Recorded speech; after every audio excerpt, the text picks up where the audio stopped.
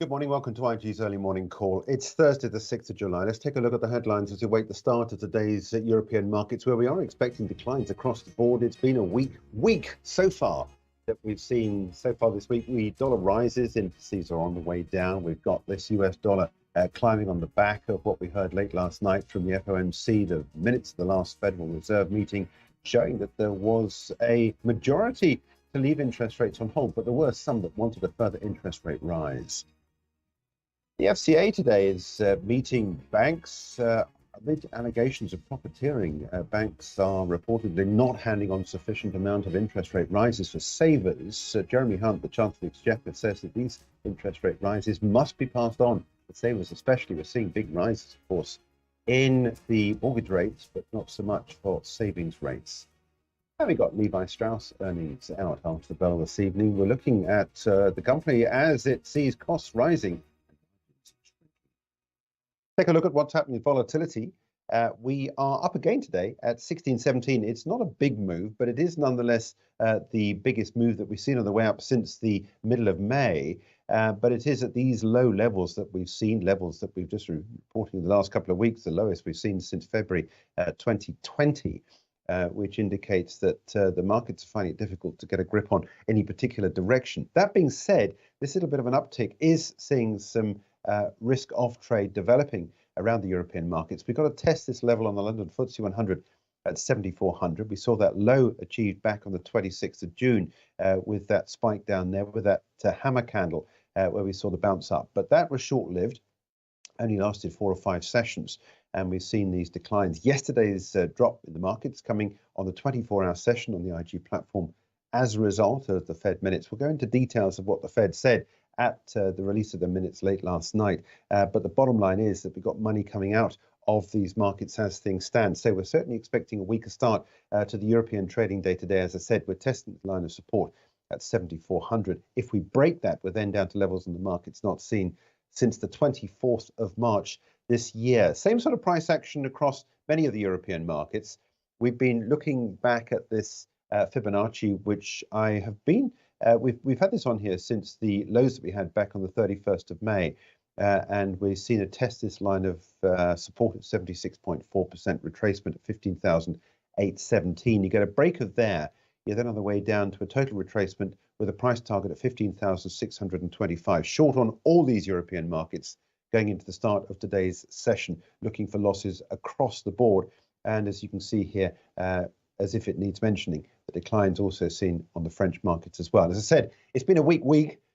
Forgive the word echo, but it's really the best way to describe it because since the beginning of the week, we've seen money coming off the table. And that's really the story across the European markets. And at today's trade on the French markets, we're down at 72.60. In the grand scheme of things, it is just a retracement in the big rises that we've seen for many of these markets. You remember we're talking about this near 35% rise in the French CAC 40. So it is just, as I said, at the moment, still a small retracement. And in fact, we had this rising line of support here. It has been broken. But if you look back here, we've seen 1, 2, 3, 4, 5 now touches on this line here. We have been below it. But it is, as I said, just really still a small retracement. What I want to see is I want to see a pickup in trade, possibly below this line here, to persuade me we've got some further downside to come. And that's just above the 7,000 level. So we've got around about 200 points before we reach that point in the chart here.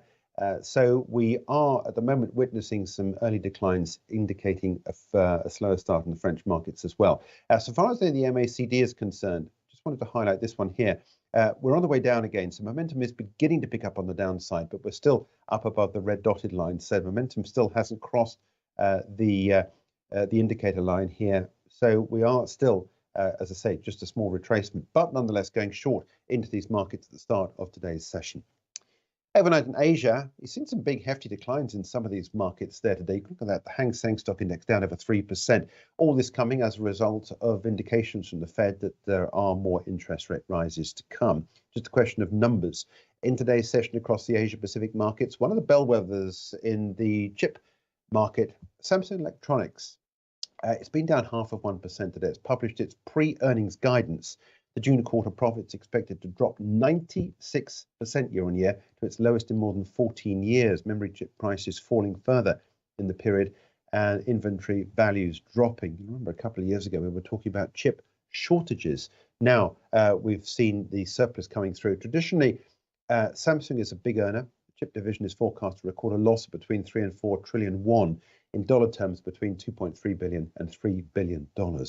Samsung Electronics earnings, the full earnings number expected at the end of the month. So Hang Seng stock index down 3%, S&P, ASX 200 and the Nikkei down in excess of 1% apiece. So money coming off the table across the Asia Pacific markets, really driven by that risk off on from the Fed minutes late last night. Talking about the Fed, let's take a look at where Wall Street ended out yesterday's session with losses across the board. They weren't big when all was said and done. But the markets did respond to what we had heard yesterday. I want to show you the 24-hour markets because bearing in mind the relatively small losses that we saw on the cash session yesterday. Look at the size of the candle we saw in yesterday's trade.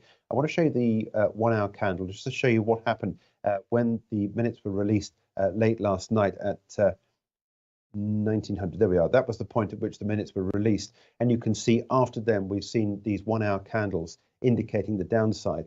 And as the evening developed further on past the close on Wall Street last night, we saw further losses. So we are looking at losses when the trade gets underway a little bit later on. I want to return to what's happening on the daily chart.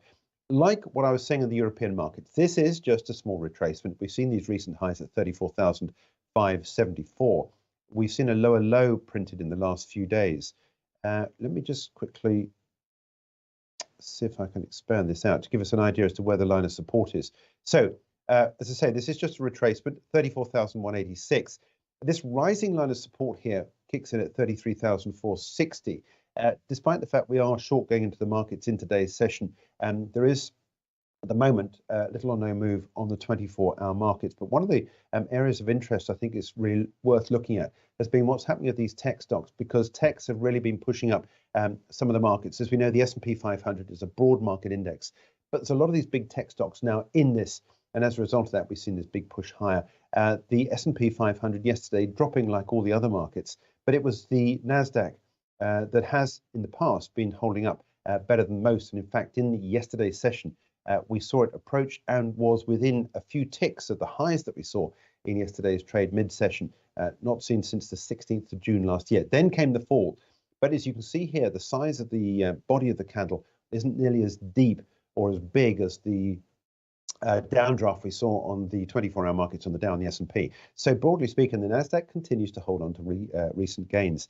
And as I said in yesterday's session, at one point, we were very close to hitting levels not seen since the 18th of January, 2022. So the NASDAQ continues to be one of the better performing markets on the upside, but nonetheless taking part in the declines in the last 12 or 14 hours or so.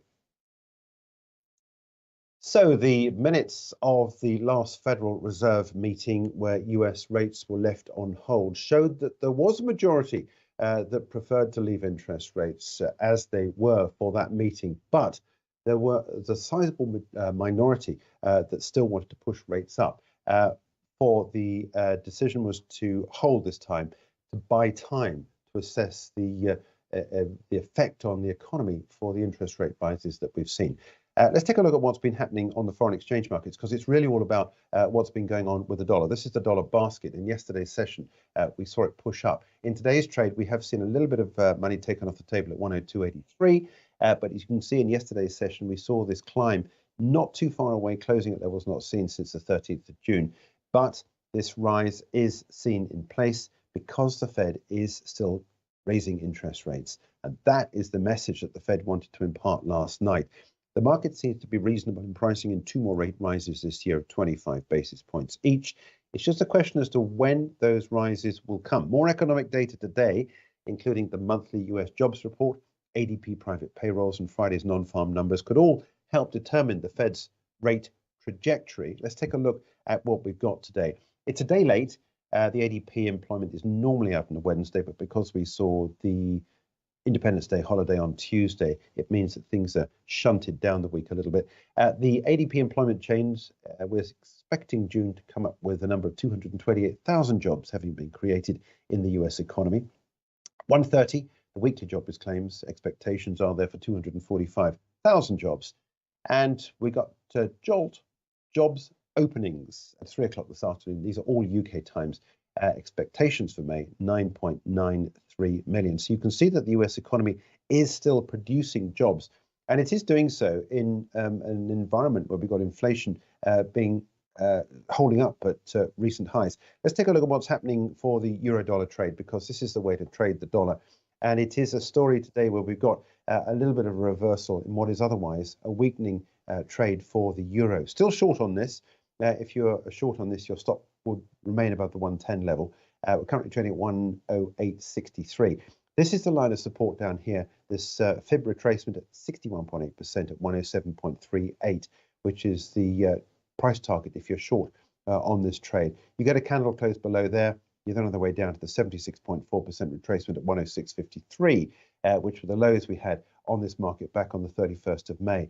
It's a question of just degree of interest rate moves that we've got, not just from the Fed, but also the European Central Bank, which, as we know, is also in a rate tightening cycle. We are fully expecting another 25 basis points from the ECB when it next meets to decide on interest rates. Just for the record, I want to show you what's happening with sterling as well, where we've got this flat line here at the moment. Last 2 or 3 days, we've been holding this line of support at 126.79. That was the high that we had back on the 10th of May. That's why this chart still has that line on it. So it is of sort of minor significance, but the bottom line is there's not much of a bite on the move there for the sterling US dollar trade. Interestingly enough, we've been talking about this move in the dollar, where the dollar's up against a whole basket of currencies, but not so against the Japanese yen. Sunichi Suzuki, he's the Japanese finance minister, said he's been in talks with his Washington counterparts to discuss the yen weakness that we've had. We've been reporting on this. This move up we've had in the yen to recent highs not seen there since November last year. This is an area of interest for the Japanese authorities, the Bank of Japan, the Ministry of Finance, because this was the point at which we saw the yen, the intervention from the authorities at the back end of last year when they were buying yen to try and stimulate interest. And that was where we saw the dollar tumble. Now, we're at this area again here. Nothing more than just discussions. That's what we're hearing from Mr. Suzuki.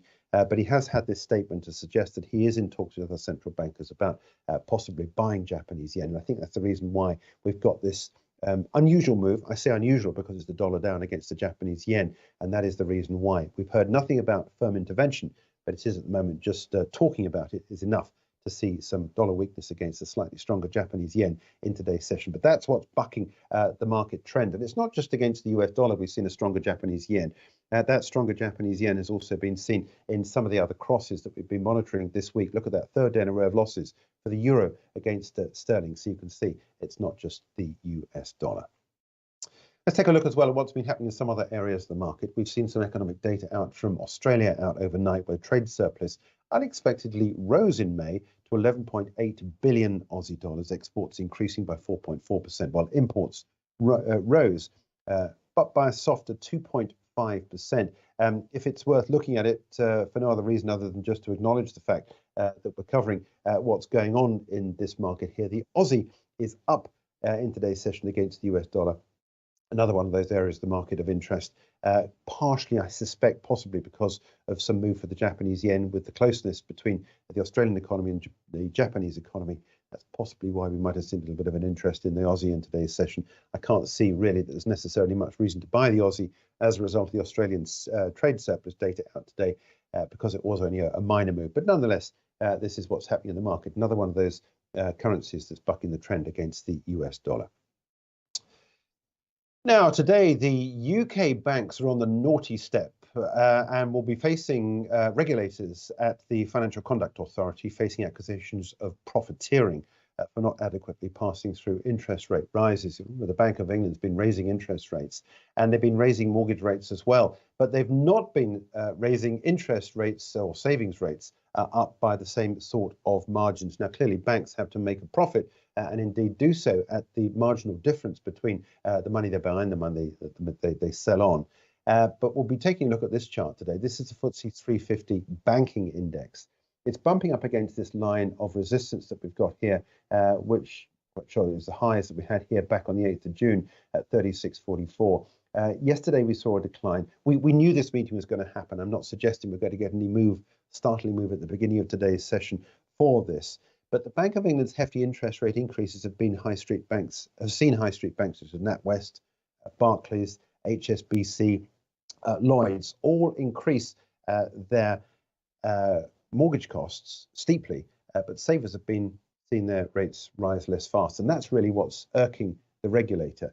In fact, Chancellor of the Exchequer Jeremy Hunt says he's backing the FCA's request to meet the bank, saying increased interest rates must also be passed on to savers. This is Lloyds, heavily exposed to the UK consumer. We had been fully expecting the UK to enter a recession. That's not now looking as though it's going to happen, but the economy is really weak. And so long as the Bank of England keeps on raising interest rates, it's going to be more and more difficult, I think, for people to sustain any long-term positive outlook on the economy, certainly for the rest of this year. And so I think it's one of the reasons as to why we've seen the declines in Lloyds. I want to show you one other banking stock which hasn't seen the declines, and this is HSBC, because it has such a big part of its business which is exposed internationally. So HSBC has been bucking the trend, which is otherwise a trend which is really circling the consumer because of concerns about the fact that many are now going to find it difficult to pay mortgages when you see mortgage rates up by something like 3 times since the lows. We've now got fixed rates, I think it's 2-year fixed rates now in excess of 6%. And that's a hefty rise in the market from the 2% that we saw just 8 or 9 months ago. So people facing substantial increase in mortgages for those that have mortgage renewals that are coming up in the next 5 or 6 months or so. We certainly don't see any let up in the Bank of England on interest rates in the next 6 months, with possibly 2 more rate rises coming by the end of the year, possibly more going into next year. So it certainly seems like there's only one way: pressure on banks, and that's going to be taking a look at ways in which the banks are trying now to make sure that they satisfy the regulatory requirements to ensure that savers are also given the same interest rate rises that we've seen on the mortgage market. So something to watch out for a little bit later on today. Let's take a look at one of the stocks of interest in terms of some of the corporate news headlines out this morning. Currys has come through with the earnings out today. Group full year profits at the top end of the guided range. Group like-for-like revenue 7%. Revenue had been 6% this time last year. There's a statutory loss before tax of 450 million. But revenues up a small margin on from last year. We've seen yesterday a big rise in the stock of AO World, which operates sort of roughly in the same sort of area. And I'm wondering whether perhaps maybe we might get a little bit of an uplift on the session in today's trade for Currys, because these numbers I think are slightly better than had been expected. But look at the direction of travel for the long-term picture for Currys. In the last few sessions, we've now hit levels there not seen since February 2003, so 20-year lows for these companies. That was the low that we saw there back intraday, back on the 31st of May. We've seen a small amount of interest in buying this stock since then, but that fall that we had yesterday, a margin of 0.75%, could we see some of that unwound this morning because of Currys' news that it's guiding profits at the top end of the range that we had been expecting. So things not looking so bad for Currys. That's the situation on shares for the retailer. In the air, we've seen numbers out today from Jet2, the discount airline. The rebounding consumer confidence helping the airline to score some sizable increases year on year in terms of some of its numbers out. This is the stock price, share price chart for Jet2. It'll open at 12.59 here in the London markets. There's been a significant improvement in financial performance, pre-tax profits increasing from 376 to 390 million pounds year over year. It's now 48% higher than pre-COVID. Jet2 flew a total of 16.2 million people over the year. This year, 4.8 million this time last year. You can see the big increase in business. There's been also an increase in the load rate, which is up from 64% up to 90%. So it means that 90% of seats are now filled on their planes. The problem is for airlines is that they have big competition coming through from the likes of Ryanair, EasyJet, and many of the other charter flights. So there is business out there, but there's a lot of companies trying to get that business that's now coming through. One of the companies worth watching later on today after the closing bell tonight is Levi Strauss on its second quarter figures. I beg your pardon, that's coming before the market opens this morning. The street expects the denim maker to post earnings of 3 cents a share on revenues of $1.34 billion. That's to be compared to an EPS of 29 cents this time last year and revenues of almost $1.5 billion in the same quarter this time last year. Now, I want to show you this chart because the chart of Levi's just really says it all. It's been in a stock decline. In fact, it's seen a 21% loss over the past 3 months. Last quarter, Levi warned of a margin crunch. The group expects full year gross margins to fall by around about 50 basis points from 57.5 this time last year. Levi is fighting battles on two fronts, and this is demonstrated by this fall in the price of its shares. On the production side, costs have been escalating with the cost of cotton, labour and transport all rising, and swollen inventories have also forced the group to ramp up discounts and promotions. Where does it go from here? We'll have to see what happens before the markets open today when the company comes through with its numbers. Stock will open at 14.11 at 2:30 this afternoon. It's not an all-session stock on the IG platform. You'll have to wait until the opening trades at 2:30 in the wake of the numbers out today. 14.11 is where that stock will open. Support recent lows we've had at 12.80, which is the low point we had back on the 25th of May. Take a look as well at what's been happening in some of the other areas of the market. Just want to update you on what's been going on with the oil prices, because we have seen a breakout of this falling line of resistance I was talking about this time yesterday. And in fact, we've got an entire candle now above that at 76.39. Yesterday, we saw Brent and WTI both seeing a fairly, I won't say bullish move, but an upside move nonetheless. After weekly inventory showed a larger than expected crude stock fall. Quick look at yesterday's numbers from the API, the American Petroleum Institute, saw that crude oil inventories fell by 4.4 million barrels last week. Oil analysts had anticipated a smaller drop of 1.8 million. When you get supplies dropping like this, it does tend to push prices up. You'll also remember, of course, on Monday, we heard that OPEC, or Saudi Arabia particularly, and Russia wanting to continue to try and squeeze supplies. Although that being said, Russia continues to supply an awful lot of oil out its back door through to those countries that are quite willing to break sanctions that the West has on Russia in oil exports, nations such as China particularly, but also seemingly India as well. Let me just update you as well on what's been happening with the price of gold. You'll remember as we spoke about what's been going on the foreign exchange markets with that rise in the dollar. This tends to have an inverse reaction to gold, and indeed that's what we had yesterday, a drop down near to this line of support at 1910. A little bit of buying interest in gold at the moment. I'm not interested in trading this unless I see a break now down below this 1870 level, which is a 76.4% retracement.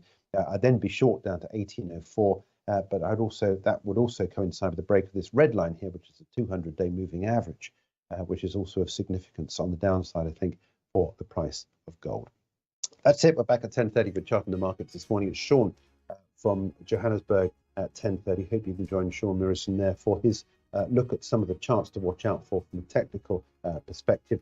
And at the start of today's trade, watch out for JetBlue, and also the numbers we saw out from Currys this morning put its an upside interest in the stock of the retailer. That's it. Back at 10:30 with charting.